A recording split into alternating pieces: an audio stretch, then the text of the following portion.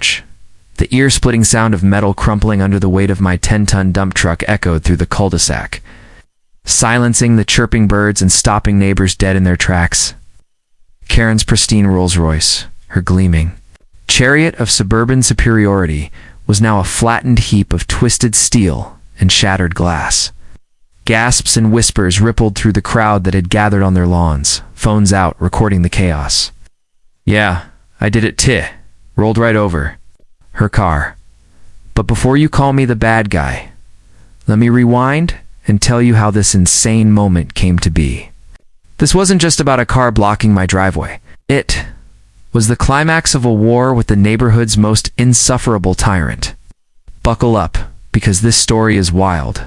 My name's Jake, a 34-year-old contractor who's been running a small construction business for the last decade.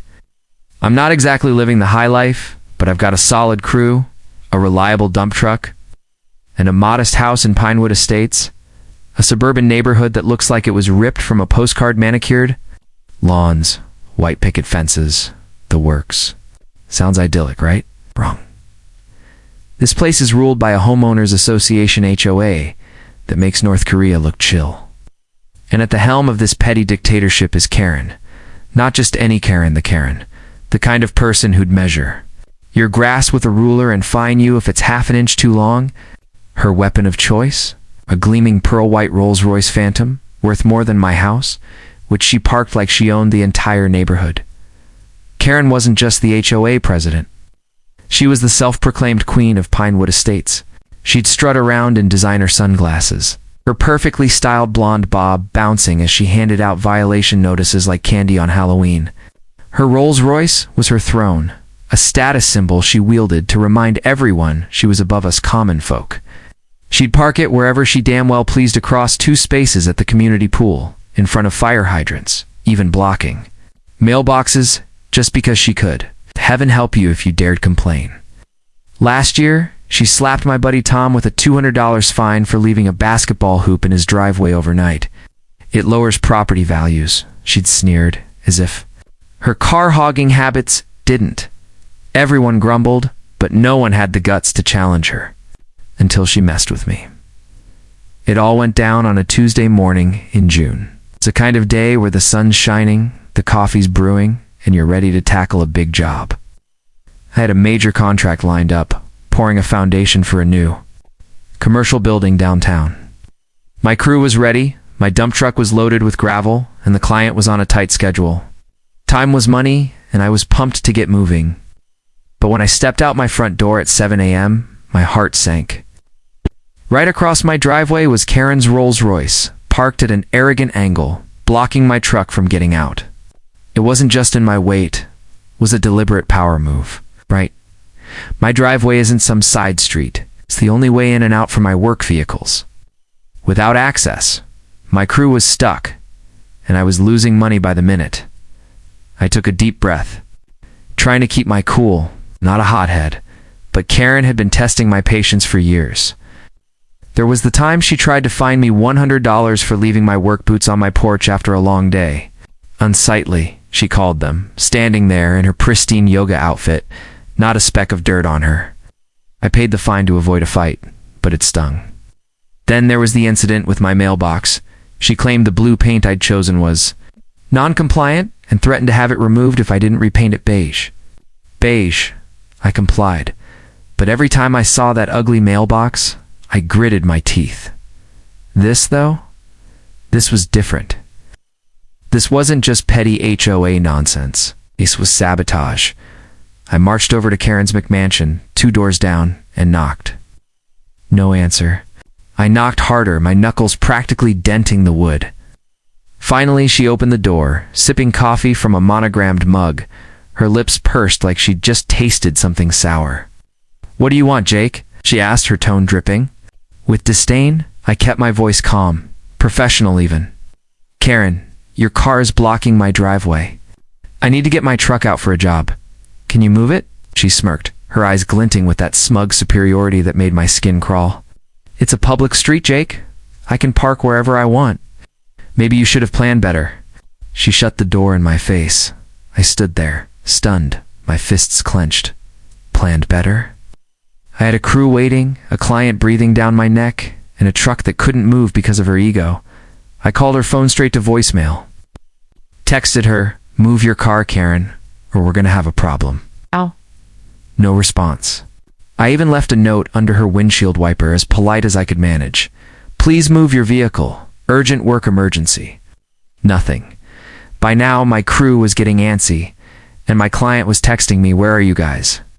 My blood pressure was through the roof, but I wasn't ready to give up. Not yet. I went back to my house, pacing the driveway, staring at that Rolls Royce like it was mocking me. My neighbor Tom poked his head out his window, a sympathetic grimace on his face. "She did the same thing to me last month," he said.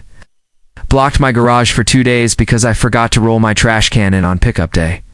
Good luck, man." His words hit me like a punch. This wasn't just about MIT, it was about everyone Karen had bullied, everyone she'd made feel small. I looked at my dump truck, its massive tires gleaming in the morning sun, and a dangerous idea started to form. I wasn't planning to destroy her car, not at first. But Karen had no idea who she was messing with. This was the start of a showdown that would change Pinewood Estates forever. Karen wasn't just a neighbor with a bad attitude. She was a one-woman reign of terror. The undisputed dictator of Pinewood Estates. As HOA president, she ruled with an iron fist, clutching the neighborhood's rulebook like it was the Magna Carta. Her pearl-white Rolls Royce wasn't just a car. It was her scepter, her crown, her way of screaming, "I'm better than you," to every poor soul in this cul-de-sac. She'd park it wherever she'd pleased across fire lanes, in handicapped spots, even blocking entire driveways in. No one dared to challenge her. The woman had a knack for making you feel small, like you were a guest in her kingdom. She wasn't about to let you forget it. I'd seen her hand out fines for the pettiest infractions.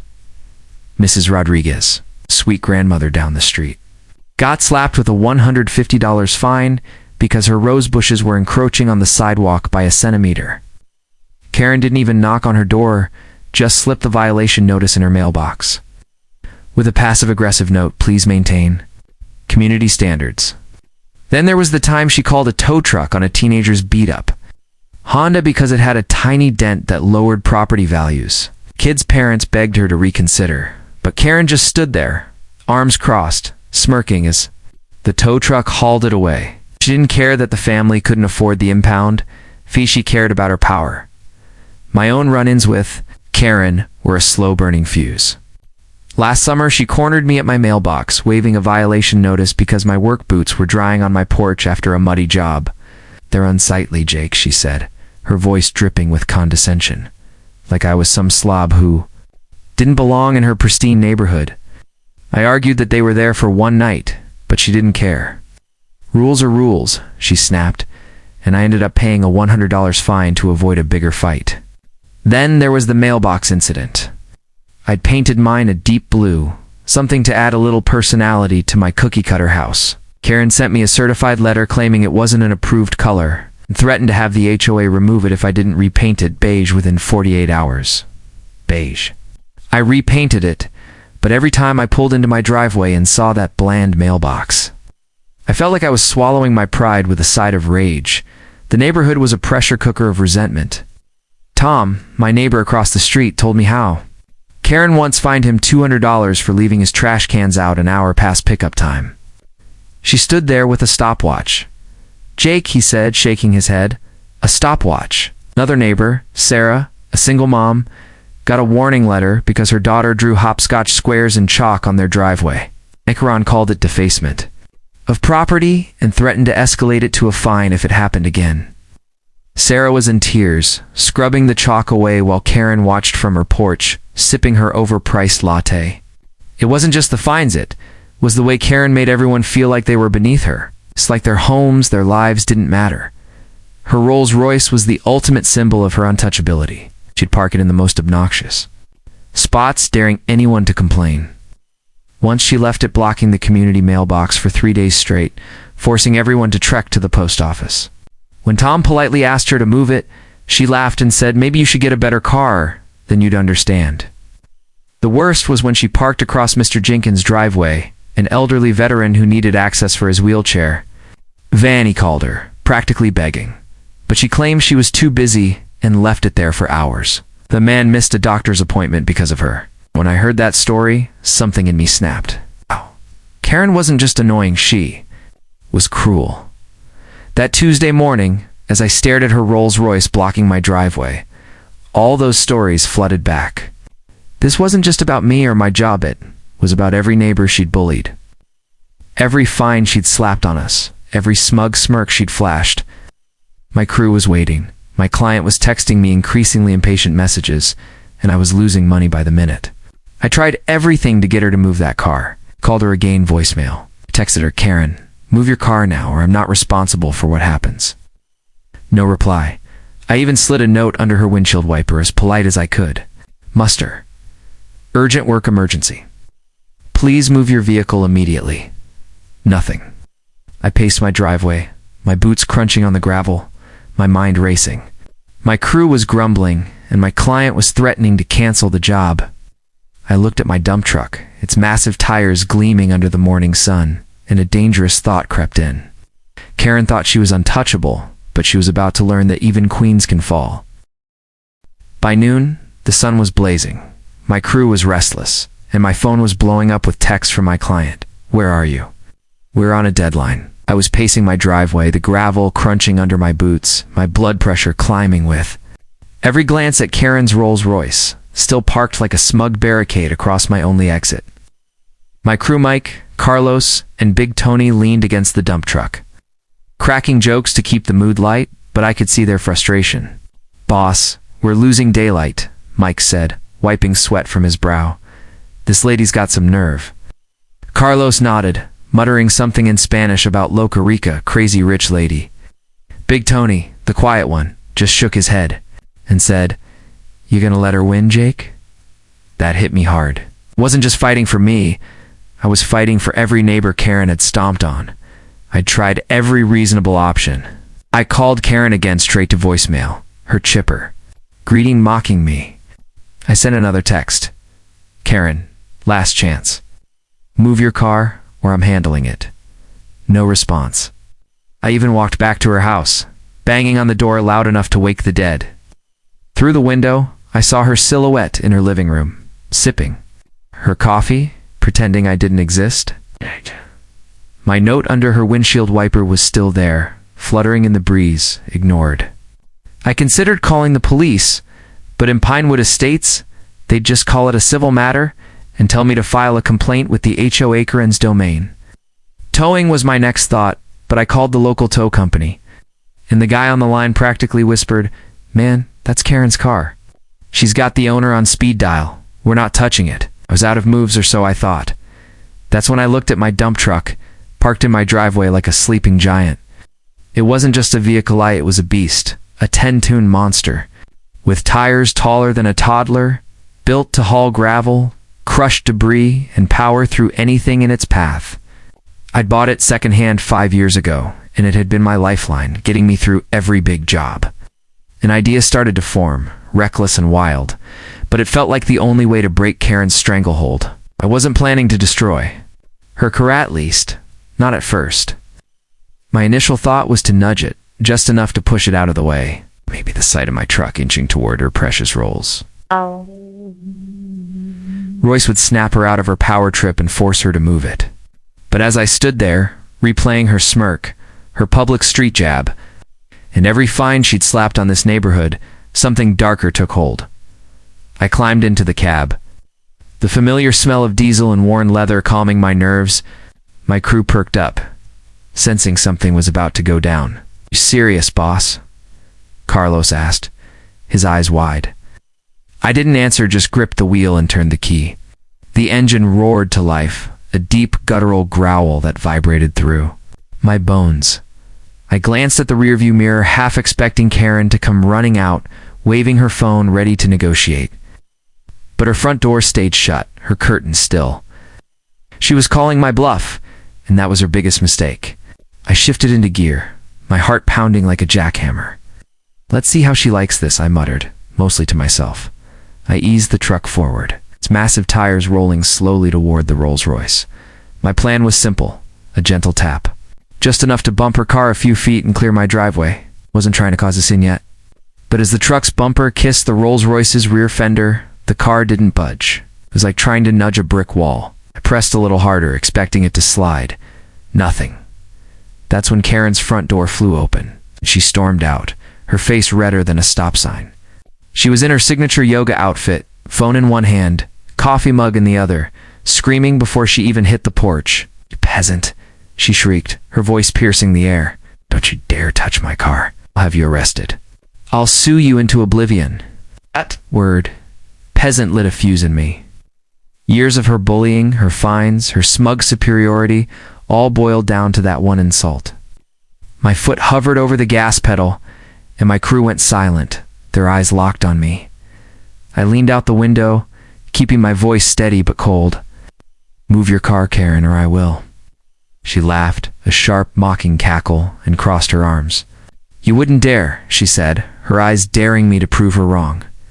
The neighborhood was watching now. Tom across the street.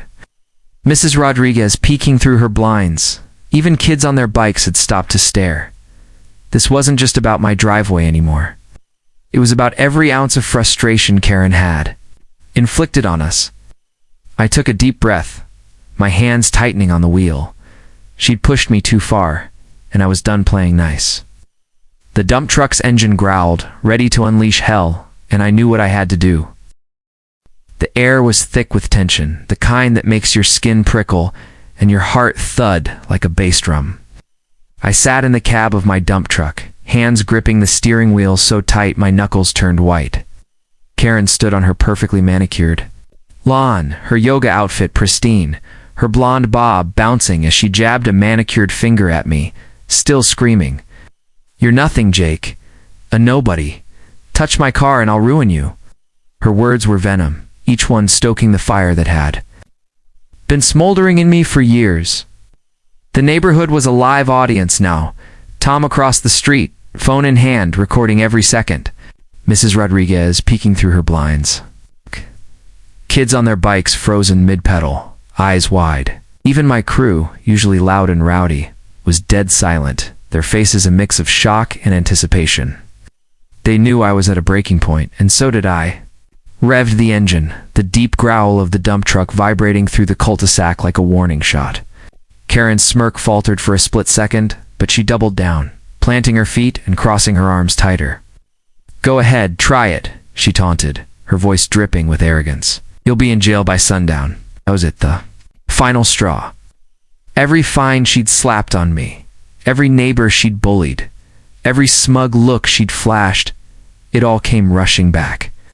The boots on my porch, the beige mailbox, Mr. Jenkins missing his doctor's appointment, Sarah scrubbing. Chalk off her driveway and tears. It wasn't just about my blocked driveway anymore.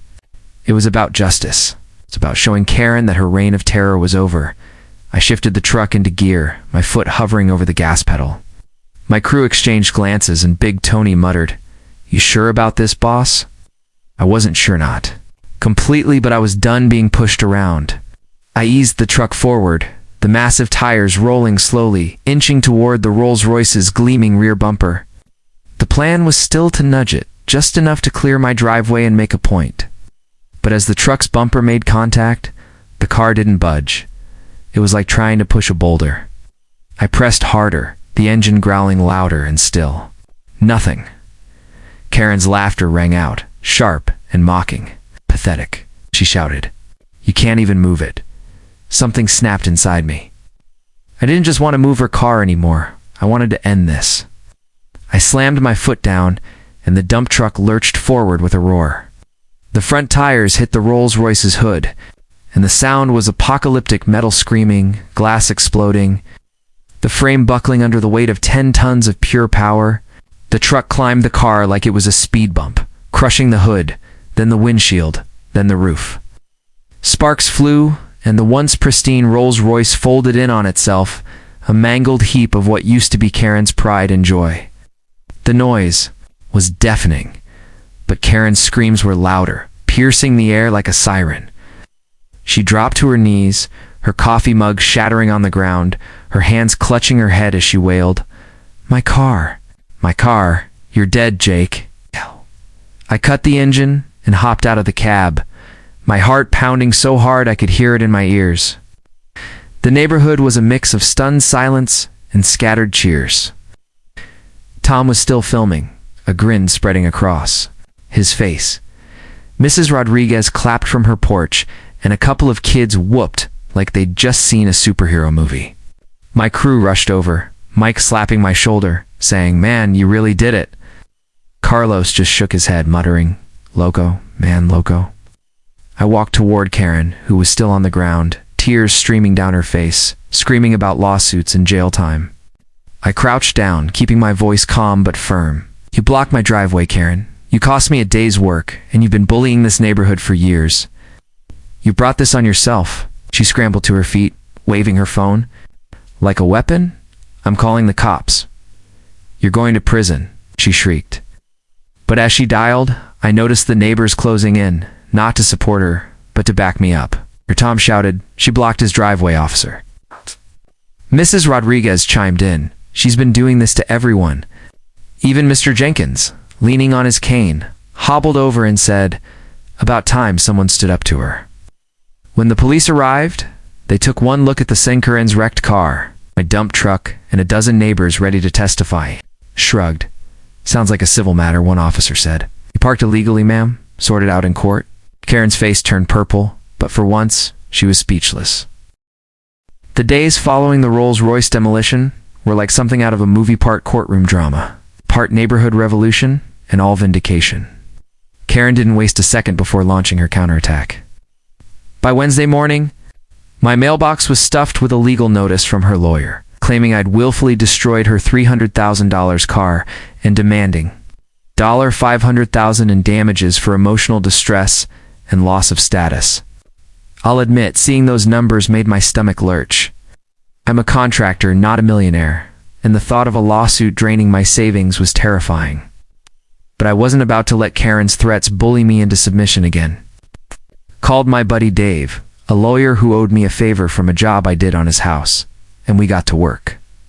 Dave laughed when he read Karen's complaint. "She parked illegally, Jake, and you've got half the neighborhood as witnesses. This is a bluff." He was right. Tom's video, which had already racked up 1,000 views on the neighborhood's private Facebook group, showed Karen's car blocking my driveway and her refusing to move it. Mrs. Rodriguez, Mr. Jenkins, and even Sarah, the single mom, wrote statements about Karen's history of bullying and her habit of parking wherever she wanted. The police report from that day noted the car was illegally parked, and the officers had told Karen to take it to civil court. Her case was shakier than a house of cards in a windstorm, but that didn't stop her from trying. The real turning point came at the next HOA meeting, a week after the incident. Normally, these meetings were a snooze fest, Karen, droning on about mailbox colors and hedge heights while everyone nodded like obedient drones.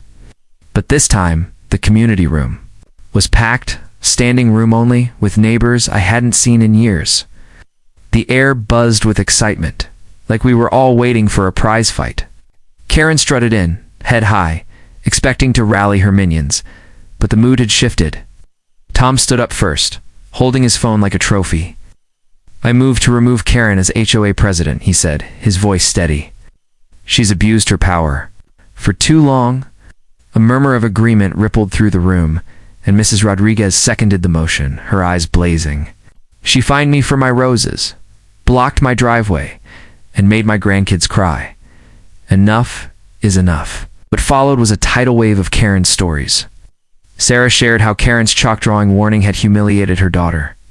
Mr. Jenkins, his voice trembling, recounted missing his doctor's appointment because of her car. Even quiet Mrs. Lee, who never spoke at meetings, stood up and described how Karen had threatened to fine her for her son's skateboard ramp. The room erupted in applause after every story, and Karen's face went from smug to pale. When the vote came, it was unanimous. Karen was out. She stormed out of the meeting, muttering about ungrateful peasants, but the damage was done. Her reign was over. The neighborhood didn't stop there. Petitions circulated to reform the HOA's rules, demanding transparency and limits on fines. Over 80% of Pinewood Estates signed it, and a new board was elected, led by Tom, who promised to keep things fair and not act like a dictator. My lawsuit with Karen dragged on for a few weeks, but Dave negotiated a settlement. I paid a fraction of her car's value, enough to sting my wallet but not bankrupt me. In exchange, she dropped the emotional distress nonsense, the Rolls Royce, towed away and scrapped a twisted metal reminder of her downfall. Karen put her house up for sale a month later. Rumor has it she moved to a gated community in another state, probably to terrorize a new set of neighbors. Pinewood Estates felt like a different place after she left. Kids drew chalk art on driveways without fear. Mrs. Rodriguez's roses grew wild and free. My blue mailbox? I repainted it, and no one said a word. My dump truck became a local legend, parked proudly in my driveway like a badge of honor. Neighbors started calling me the Karen Crusher. I'd get high fives at the grocery store or free coffee at the local diner, where the owner, a former Pinewood resident, had his own Karen horror story. The job I'd nearly lost that. Tuesday, we got it done, just a day late, and the client was so impressed with our work that they hired us for 2 more projects. My crew still talks about that day, with Carlos joking, "Boss, you gonna crush every car that parks bad?" I laugh, but I'll never forget the feeling of standing up to Karen, of seeing her empire crumble. If you're stuck in an HOA nightmare, dealing with your own Karen, take it from me, sometimes you've got to roll heavy to make a point. Just maybe check with a lawyer before you fire up the dump truck.